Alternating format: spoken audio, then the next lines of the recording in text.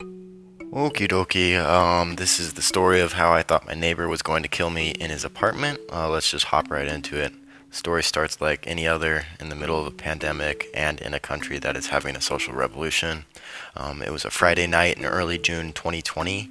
This was the height of the Black Lives Matters protests, and there was a planned protest downtown that day. I live in a relatively conservative town, and I was hoping that the protest was well received. I had just gotten home from work after a stressful week, and I decided to unwind by getting a little toast. So I grabbed my old Dabaruni pen and ripped that bad boy a few times, and I was feeling pretty great for about 20 minutes or so when I started hearing gunshots or explosive noises outside my window. These sounds persisted for about like 10 minutes or so, so I became worried, and I was very high and paranoid at the time, so I thought the worst and automatically thought the protest had turned into a gunfight or something.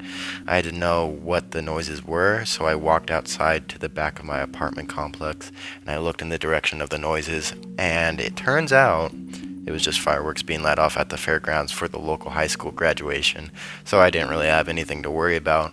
But then I looked to my right, and my neighbor was standing in the shadows leaning against the building looking at the fireworks by standing on his tippy toes to see over the chain link fence. First off, let me tell you a little bit about this neighbor. I had only met him a few times before. He's probably 50 to 60 years old. He usually just chills by the dumpsters slash smoking area to just talk to everyone that takes out their garbage. One time I was talking to him and I brought up that I was going to probably buy a mop soon, and then he was like, "Oh, no need," and walked right over to the dumpster and pulled out a practically brand new mop. So this guy was pretty interesting.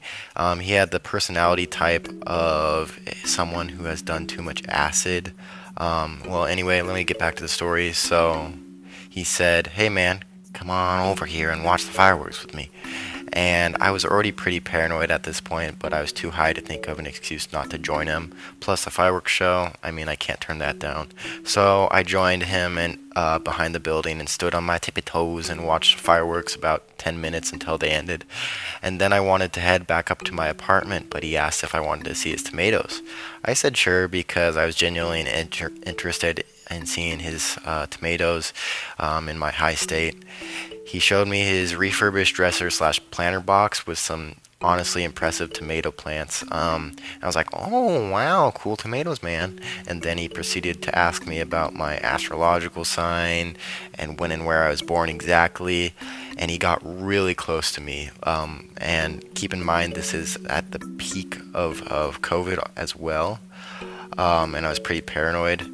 And after discussing zodiac signs for a little more, he asked if I wanted to go behind the dumpster into this wooded area where apparently a bunch of stray cats lived. The only way to get to this area was to climb through a small hole cut around knee height in a chain link fence. Also, keep in mind it's about 9 or 10 p.m. at this time, and it's raining, so I did not want to go into this dark wooded area in this wet area behind a dumpster alone with this guy. But I said, "Nah, man, I'll just have to go back there when it's a little drier," because honestly, I also didn't want to get wet.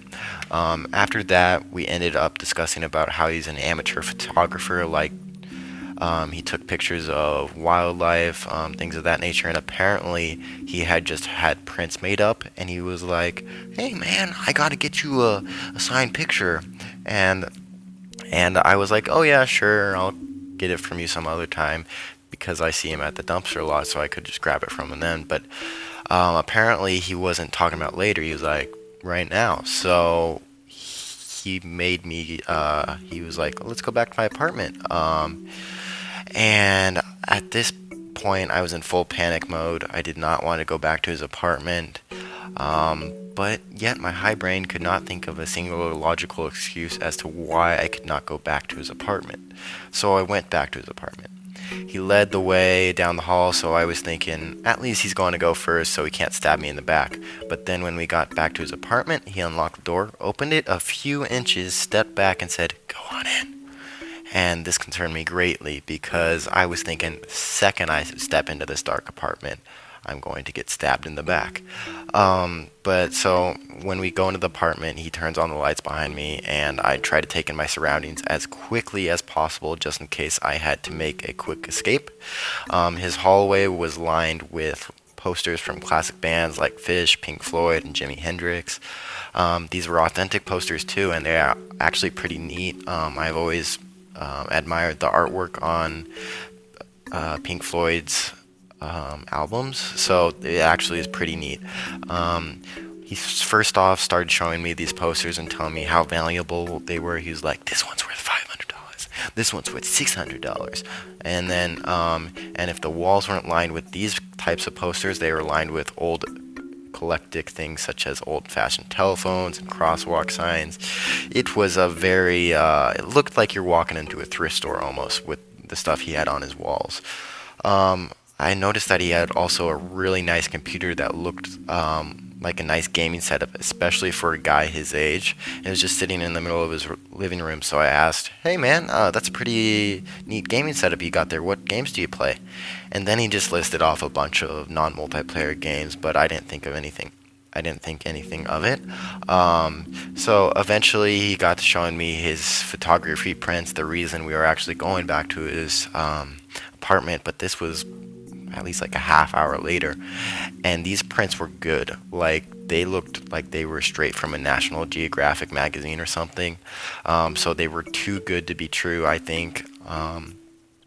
So there was no way that he had taken these pictures. He started asking me which one I wanted, and eventually I ended up picking a picture of a bald eagle.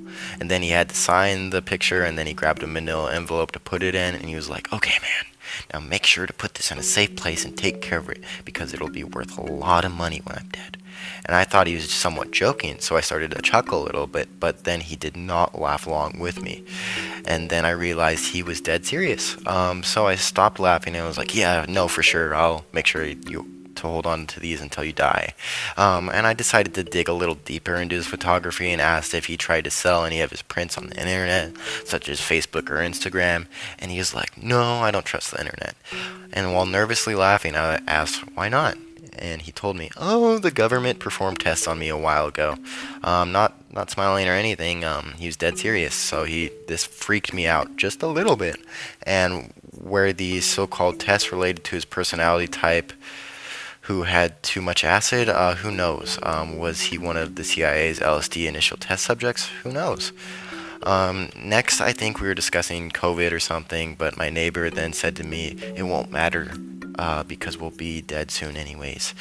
And of course, I had to know more. So I asked, why's that?" And he was like, "Oh, there's a meteor gonna come to hit us soon." And then he rushed over to a 1920s style telephone on his wall, picked up the earpiece, and started cranking the phone vigorously and said, "Hello? Yes, is there a meteor coming? Yes, okay." And then he hung up the phone, looked at me, and smiled. At this point, my only thought was, how the fuck do I get out of here? But before I could think of an excuse to leave this apartment, he started asking me if I liked music and if I played any instruments. I told him that I had played trumpet back in middle school, and then he pulled out a harmonica and acoustic guitar, and he insisted that he teach me how to play, but I was like, "Nah, man, I'm okay. I can play hot cross buns on the trumpet all day long. That's good enough for me." Eventually, he said that he had to play his guitar for me, and I was not too interested in hearing him play, but if he were to play for me, we would go back outside, and this was my only path to escape in my eyes. So I agreed to listen to him play his guitar and harmonica. On our way out of the apartment, I was once again going first with him behind me. When I was reaching for the door, my thought process was to whip the door open as quick as possible so he didn't have time to stab me in the back. But when I pulled on the doorknob, it turned out the door was locked. He had locked the door behind us when we had gone into the apartment. I started to freak out a little bit inside my head. For a couple seconds, I was thinking, okay, yep, this is how I die. I've lived a good life, my time has come. But then I just unlocked the door and opened it and went outside. Luckily, I did not get killed. When we got outside, I sat down in a chair and he stood up in front of me and just started going ham on his harmonica. He played for what seemed like an eternity in my eyes, but it was probably just like 3 minutes or so. Once he had finished, I gave him a round of applause and then started thinking about going back up to my apartment, but I forgot. He still had a guitar, so he picked up his guitar, and little did I know, his next song would be accompanied by his singing. So he tried to start the song several times, but either kept messing up the words of the song or the chords on the guitar. Sometimes he'd even make it 30 seconds into a song and then mess up and have to restart. Eventually, he made it through the song though, and I gave him his round of applause. But at this point, I had reached my social maximum and I was paranoid out of my mind. So I told him I had to go to bed. And he was like, "No, man, why don't you just chill a little longer?" And this time I actually held firm and I was like, "No, I have to go to bed." So I went back up to my apartment, locked the door behind me, washed my hands aggressively to get that COVID off, and then the pros of the situation. I got a pretty sick picture of a bald eagle. Maybe it'll be worth a lot of money in a little bit, who knows? And a live show. The cons were I thought I may die the entire time. Was it worth it? Who's to say, really?